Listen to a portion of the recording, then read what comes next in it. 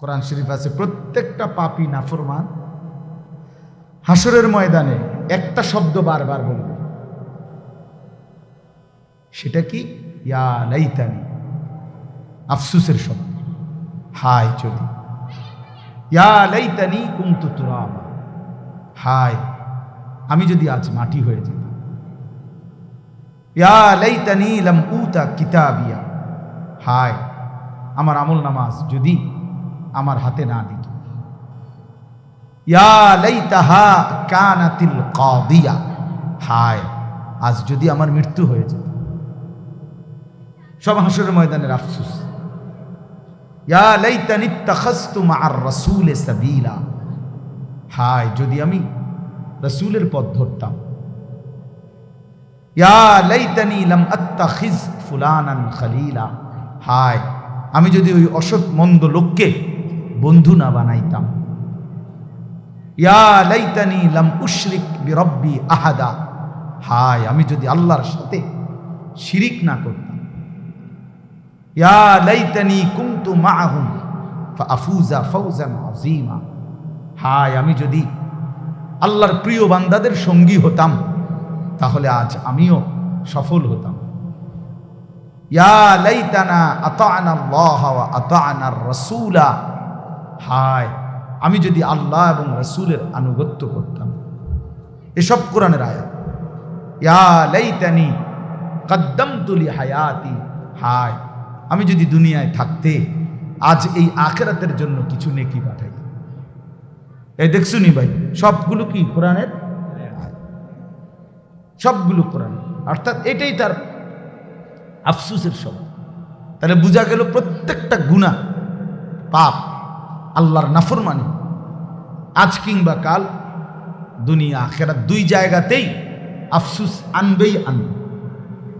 ফাওয়ারাব্বিকা লানাসআলান্নাহুম আজমাইন, আল্লাহ বলেন কসম বান্দা, আমি আমার কসম করছি। আল্লাহ নিজের কসম করে বলছে। আল্লাহ বলেন আমি আমার নিজের কসম করে বললাম তোমাদের সকলকেই আমি আল্লাহ জিজ্ঞেস করব।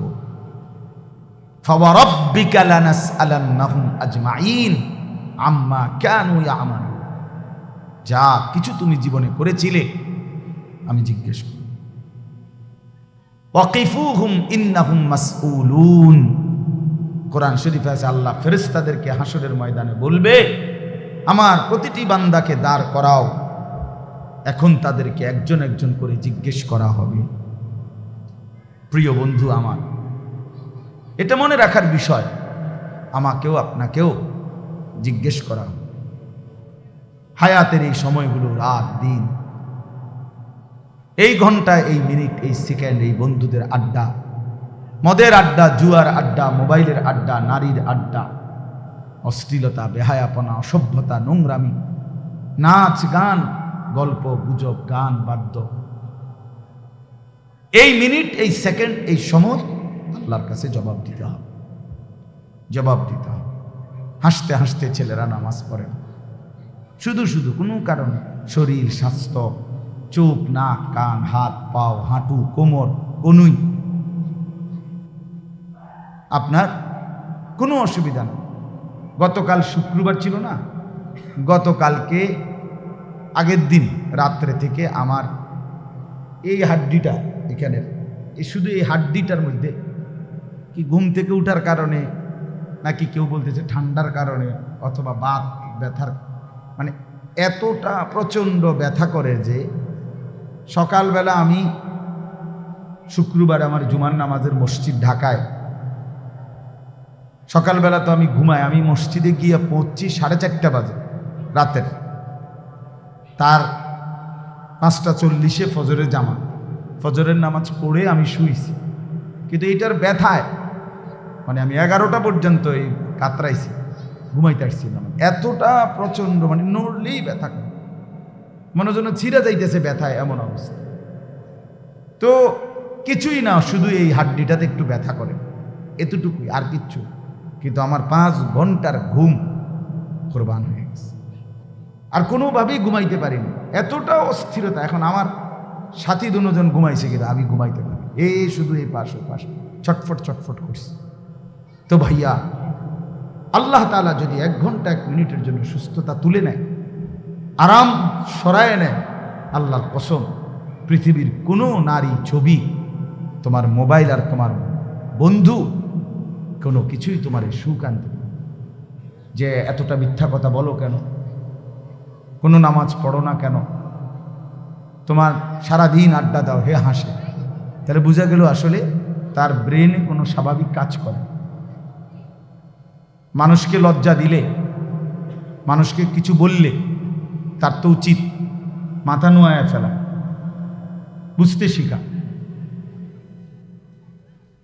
এই জন্য বাপ এটা গুরুত্বপূর্ণ বিষয় যে অনেকটাই সন্তান প্রতিবন্ধিতার শিকার। দুশ্মন এই পরিমাণ গুনাহ নাফরমানি আর ফালতু কাজে আমাদের সন্তানদেরকে কাজে লাগাইছে, বেচারার মাথায় আর কিছুই ধরে না, কোনো কিছুই আর কাজ করে। মা একটা আদেশ কাজ করতে বললে হে পারবেন, এক কথা উত্তর দিয়ে দিচ্ছে, পারতাম না। বাপে ডাক দিলে পারতাম, পারবে না। কেন পারবে না? ওই যে তার তো সময় নেই। তাহলে এটার কিন্তু একটা সময় চরম মূল্য দিতে হবে, চরম মূল্য দিতে হবে, চরম খেসারত দিতে হবে। আমার একজন আত্মীয় আছে, আপনজন, উনির মনে আছে, উনি অনেক সময় আমার ঘরে দেখলে জড়াইয়া ধরে অনেক সময় কাঁদে, ভাই আমি আমার আব্বা কত হাজারবার যে লক্ষবার যে কইছিল, ফুট তুই একটু পর দিন সে, আমি কোনো গুরুত্ব দিছিলাম না। এখন আমি খেতে কাজ করি আর গরুরে ঘাস খাইটা খাওয়াই। সংসারে যে গরু পালে, গাভী পালে, তোদেরকে দেখি আফসুস করে আর কি, যে আমরা একই বাড়িতে বড় হইলাম, একসাথে বড় হইলাম, সেদিন হয়তো তোরা বাবের কথা শুনছিলি, আমি শুনিনি। আমার আপনজন। তো এই জন্য বললাম ভাই, আসলে অচিরেই দুনিয়াতেও আফসুস করি, কোনো মিথ্যা, কোনো গুনাহ, পাপ, অবহেলা, খামখেয়ালি, সময়ের এই নিদারুণ অপচয়, একেবারে এটা নিশ্চিত আল্লাহর কসম ওই ব্যক্তিকে, ওই ভাই এই মোবাইল নিয়ে যাও, কার ওই যে বাচ্চার থেকে নিলাম যে এই মোবাইলটা, তো এই জন্য এটা আফসোস করতেই হবে। কোরআন শরীফে আছে, এই কথাটা মনোযোগ দিয়ে শোনেন। কোরআন শরীফ আছে একেবারে প্রত্যেকটা পাপী নাফরমান, আমি কিংবা আপনি, ছেলেরা তোমরা কিংবা বাবারা, কোরআন শরীফ আছে প্রত্যেকটা পাপী নাফরমান হাসরের ময়দানে একটা শব্দ বারবার বলবে, সেটা কি?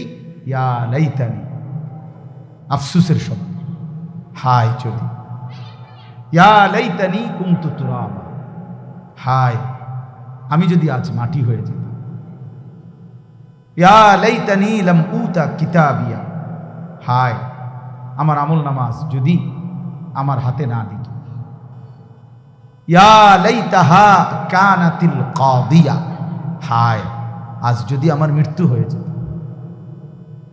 সব হাসরের ময়দানের আফসোস।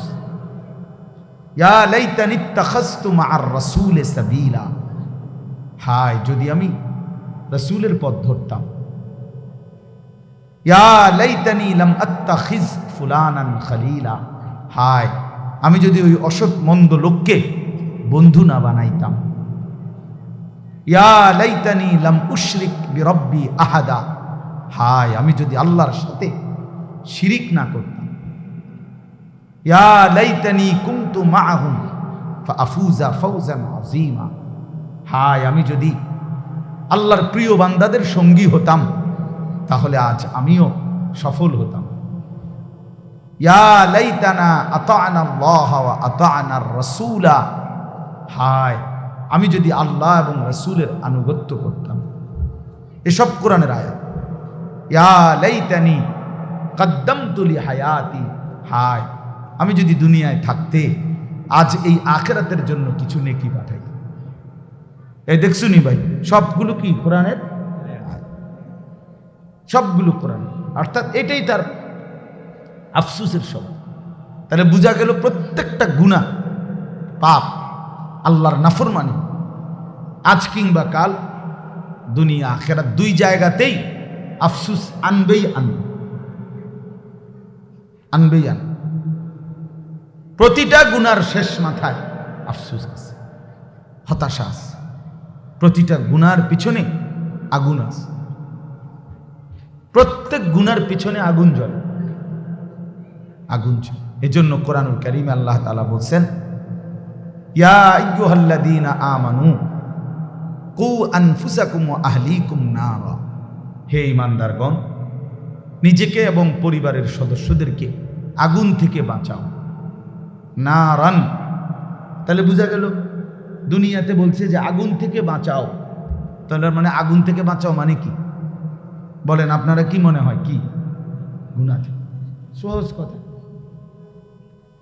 গুনাহ থেকে কি করো? বাঁচাও। কারণ এই বোঝা গেল গুনার অপর পিঠে কি আছে? এজন্য রাসূলুল্লাহ সাল্লাল্লাহু আলাইহি সাল্লাম বলছেন, ওয়া ইন্নাল ফুজুরা ইয়াহদি ইলান নার, প্রত্যেকটি গুনাহ পাপ জাহান্নামের দিকে টেনে নিয়ে যায়। ওয়া ইন্নাল বিররা ইয়াহদি ইলাল জান্নাহ, এই ছেলেটাকে কি খুঁজে পাওয়া গেল না? এই যে বাঁশি বাজায় যে ছেলেটা,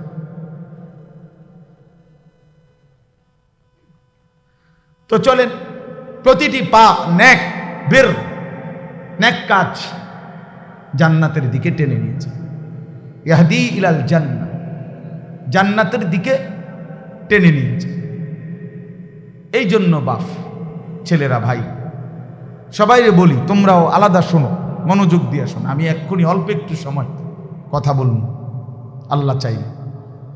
তাহলে আমার বলার উদ্দেশ্য হলো, আমাদের এই খামখেয়ালি, আমাদের এই গুনাহ, আমাদের এই দিন রাত আল্লাহ থেকে সরে থাকা, ইসলামকে ত্যাগ করা, ইবাদত আমলের প্রতি, নামাজ রোজা কিছুই আমাদের ভাল লাগে না। সব কিছু দুনিয়ার ভাল লাগে, এক ওয়াক্ত নামাজ পড়তে ভাল লাগে না। তো এইটাই তো জাহান্নামের পরিণতি, আগুনের পরিণতি, এটাই তো গুনাহের পরিণতি। আমি বুঝলাম না এটা কি আশ্চর্য কথা। কোন অসভ্য, নিশ্চয়ই তো কোনো অভিভাবক তো আছে, কোনো মা থাকার কথা, কোনো বাবা থাকার কথা। আস্তাগফিরুল্লাহ।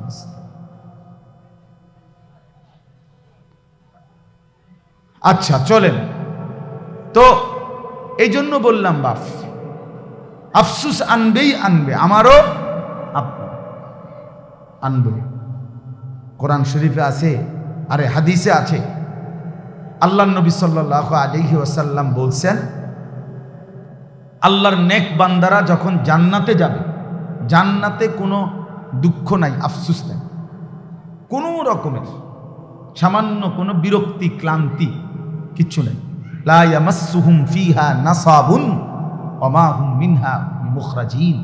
আল্লাহ বলে জান্নাতি বান্দা কোনো ক্লান্তি স্পর্শ করবে না, এবং জান্নাত থেকে তাকে কখনোই বের করা হবে না। তাহলে জান্নাতে কোনো আফসুস থাকবে না। কিন্তু এরপরেও নবীজি বলছেন সাল্লাল্লাহু আলাইহি ওয়াসাল্লাম যে জান্নাতি বান্দার একটা আফসুস থাকবে। জান্নাতে যাওয়ার পরেও জান্নাতি বান্দা একটি আফসুস করবে। কি সেই আফসুস? আফসুস করবে, হায় দুনিয়ায় যেই সময়গুলো আল্লাহর জিকির, আল্লাহর স্মরণ, আল্লাহর ইবাদতে কাটাই নাই, ওই সময়গুলোর জন্য আফসুস করবে। সেই সময়গুলো যদি আল্লাহর ইবাদতে কাটাইতাম, তাহলে আজকে আমার জান্নাত আরো উঁচা হতো, আরো উপরে উঠতে পারত। এই আফসুস, সময়ের অপচয়, এটার জন্য জান্নাতে গিয়েও কি হবে? আফসুস। হায়াতের অপচয়, জীবনের অপচয়, এটা সাংঘাতিক ব্যাপার। হাসরের ময়দানে বান্দার প্রতি আল্লাহর প্রথম প্রশ্ন, আন উমরিহি ফিমা আফনাম, বান্দা বলো আমার দেওয়া হায়াত কোথায় শেষ করেছ? এই প্রথম প্রশ্ন। দ্বিতীয় প্রশ্ন আবার বলো, ও আন শাবাবিহি ফিমা আবলাহু, আলাদাভাবে আবার বলো শুধু যৌবন কালটা কোথায় খরচ করছে। একবার বলবে পুরা হায়াত, সেটা কোথায় শেষ করেছ। আবার বলবে যে পৃথকভাবে আবার বলো যে প্রাপ্তবয়স্ক বালেগ হওয়ার পর থেকে 40 বছর 45 বছর পর্যন্ত এই যে যৌবন কাল, এইটা কোথায় ব্যয় করছে। তার মানে কিসের প্রশ্ন? হায়াত। এই সময় কোথায় শেষ করছিলা বান্দা, এটা বল, এটা বল। কোরআন শরীফে আছে, আল্লাহ তাআলা বলেন সুম্মা লাতুসআলুন্না ইয়াওমাইদিন আনিন নাঈম। আল্লাহ তাআলা প্রত্যেককে আল্লাহর দেওয়া প্রতিটি নিয়ামত সম্পর্কে অবশ্যই অবশ্যই জিজ্ঞেস করবেন, জিজ্ঞেস করবেন। লাতুসআলুন্না আরবি ভাষায় লামে তাকিদ বা নুনে তাকিদের সিগা, মানে অবশ্যই অবশ্যই জিজ্ঞেস করবেন। ফাওয়ারাব্বিকা লানাসআলান্নাহুম আজমাইন। আল্লাহ বলেন কসম বান্দা, আমি আমার কসম করছি। আল্লাহ নিজের কসম করে বলছে। আল্লাহ বলেন আমি আমার নিজের কসম করে বললাম তোমাদের সকলকেই আমি আল্লাহ জিজ্ঞেস করব। ফাওয়ারাব্বিকা লানাসআলান্নাহুম আজমাইন আম্মা কানু ইয়ামালুন। যা কিছু তুমি জীবনে করেছিলে আমি জিজ্ঞেস করব। ওয়াকিফুহুম ইন্নাহুম মাসউলুন। কোরআন শরীফে আছে আল্লাহ ফেরেশতাদেরকে হাসরের ময়দানে বলবে আমার প্রতিটি বান্দাকে দাঁড় করাও, এখন তাদেরকে একজন একজন করে জিজ্ঞেস করা হবে। প্রিয় বন্ধু আমার, এটা মনে রাখার বিষয়, আমাকেও আপনাকেও জিজ্ঞেস করা হবে। হায়াতের এই সময়গুলো, রাত দিন, এই ঘন্টা, এই মিনিট, এই সেকেন্ড, এই বন্ধুদের আড্ডা, মদের আড্ডা, জুয়ার আড্ডা, মোবাইলের আড্ডা, নারীর আড্ডা, অশ্লীলতা, বেহায়াপনা, অসভ্যতা, নোংরামি, নাচ গান, গল্প গুজব, গান বাদ্য, এই মিনিট, এই সেকেন্ড, এই সময় আল্লাহর কাছে জবাব দিতে হবে, জবাব দিতে হবে। হাসতে হাসতে ছেলেরা নামাজ পড়ে না, শুধু শুধু কোনো কারণে শরীর, স্বাস্থ্য, চোখ, নাক, কান, হাত, পাও, হাঁটু, কোমর, কনুই, আপনার কোনো অসুবিধা নেই। গতকাল শুক্রবার ছিল না, গতকালকে আগের দিন রাত্রে থেকে আমার এই হাড্ডিটা এখানের, এই শুধু এই হাড্ডিটার মধ্যে কি ঘুম থেকে উঠার কারণে নাকি কেউ বলতেছে ঠান্ডার কারণে অথবা বাত ব্যথার, মানে এতটা প্রচণ্ড ব্যথা করে যে সকালবেলা আমি শুক্রবার আমার জুমার নামাজের মসজিদ ঢাকায়, সকালবেলা তো আমি ঘুমাই, আমি মসজিদে গিয়ে পৌঁছি 4:30 বাজে রাতের, তার 5:40 ফজরের জামা, ফজরের নামাজ পড়ে আমি শুইছি। কিন্তু এইটার ব্যথায় মানে আমি 11টা পর্যন্ত এই কাতরাইছি, ঘুমাইতে আসছিলাম, এতটা প্রচণ্ড, মানে নড়লেই ব্যথা করে, মনে যেন ছিঁড়ে যাইতেছে ব্যথায়, এমন অবস্থা।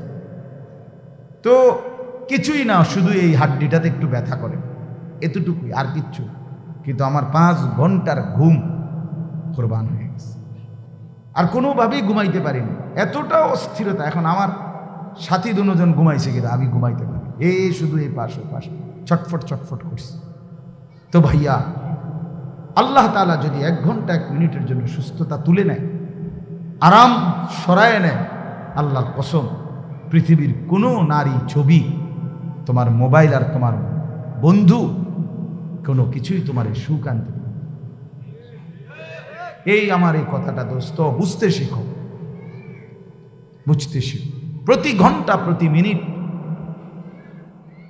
আল্লাহ তাআলা আমাদেরকে সুস্থ রাখতেছেন। হাদিসের মধ্যে আছে আল্লাহ তাআলা জিজ্ঞেস করবে 2টা জিনিস। আল্লাহ প্রথমেই বান্দাকে বলবে হাসরের ময়দানে, বান্দা বলো তো, আলাম নুসিহ জিসমাকা, আমি কি তোমার শরীরটা সুস্থ রাখি নাই এত দিন? জ্বর হইছে কয়দিন বলো, সুস্থ ছিল কয়দিন? মাথা ব্যথা হইছে কয়বার, স্বাভাবিক ছিল কয়বার?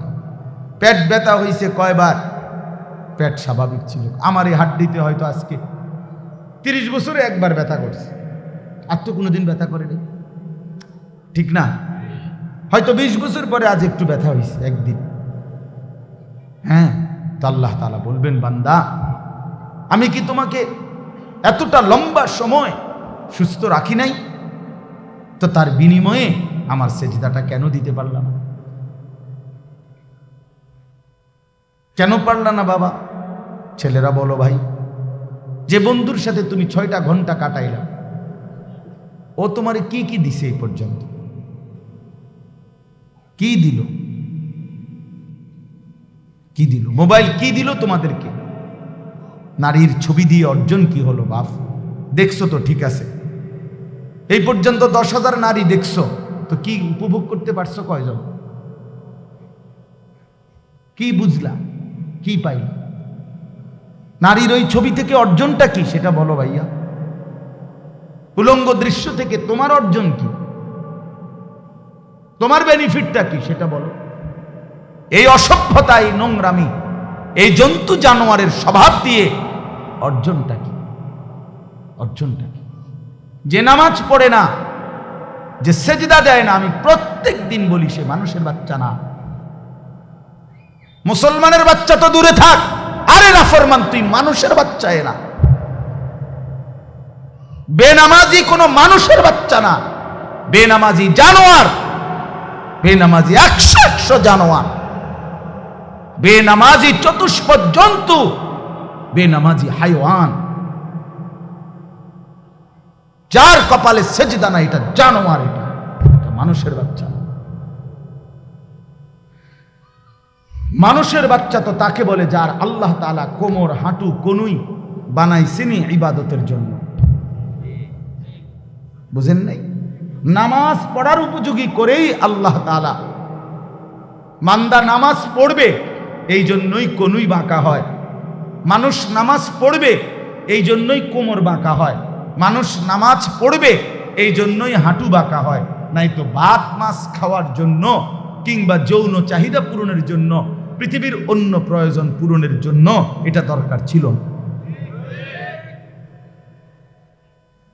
কারণ অসংখ্য জন্তু জানোয়ার এক অবস্থায় থাইকাই, গরু কখনো সোজা হয় না, ছাগল কখনো সোজা হয় না, কুত্তা কোনোদিন সোজা হয় না, কিন্তু সে তার দুনিয়াবি সমস্ত চাহিদা, খাদ্য, পানীয়, পেশাব, পায়খানা, ঘুম, যৌন চাহিদা সব পূরণ করে না? তো কিভাবে পূরণ করে সে? বুঝা গেল বাকি শুধু দুনিয়া ভোগ করা, এ তো জানোয়ারের স্বভাব। ইনসান তো তাকে বলে যে আল্লাহকে সেজদা করে। আল্লাহ তাআলা বানাইছেনই আমাদেরকে ইবাদতের জন্য। ওমা খালাকতুল জিন্না ওয়াল ইনসা ইল্লা লিয়াবুদুন। তাহলে এটার উল্টো কথা তো এটাই, মানে এই কথার ভাও কথা হইল যে আল্লাহ মানুষকে বানাইছেনই ইবাদতের জন্য, সেজদার জন্য, গোলামির জন্য। অতএব মানুষ বলে তাকেই যে গোলামি করে। অতএব এর উল্টোটা হলো যে সেজদা করে না, গোলামি করে না, তারে তো আল্লাহ তাআলা মানুষই বানায় নাই। তোরে বানাইছেই তো জানোয়ার, তোরে বানাইছেই তো কুকুর বিড়াল, তোরে বানাইছেই তো নারীর পিছনে ঘুরতি, তোকে বানাইছেই বেটা মানুষের বেডি দেখতি, ছবি দেখতি, সারা রাত দেখে রেজাল্ট কি? রেজাল্ট কি? প্যান্টটা নাপাক হইল, লুঙ্গিটা নাপাক হলো, শরীরটা অপবিত্র হলো, শরীরের সক্ষমতা ক্ষতিগ্রস্ত হলো, নিজের হাত নাপাক হলো, নিজের মন নাপাক হইল, চোখ নাপাক হইল, কান নাপাক হইল, পুরা দেহ গুনাহের ভারে অপবিত্র। অপবিত্র পাক হইতেও তো জানে না, ফরজ গোসল করতেও তো জানে,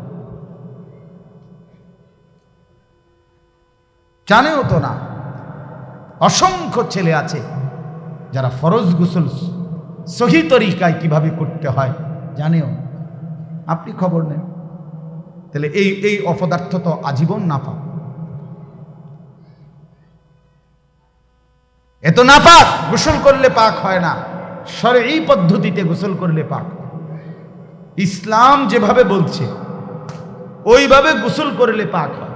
এমনি ডুব দিলে পাক হয় না, এমনি বঙ্গোপসাগরে চুবাইলেও পাক হয় না।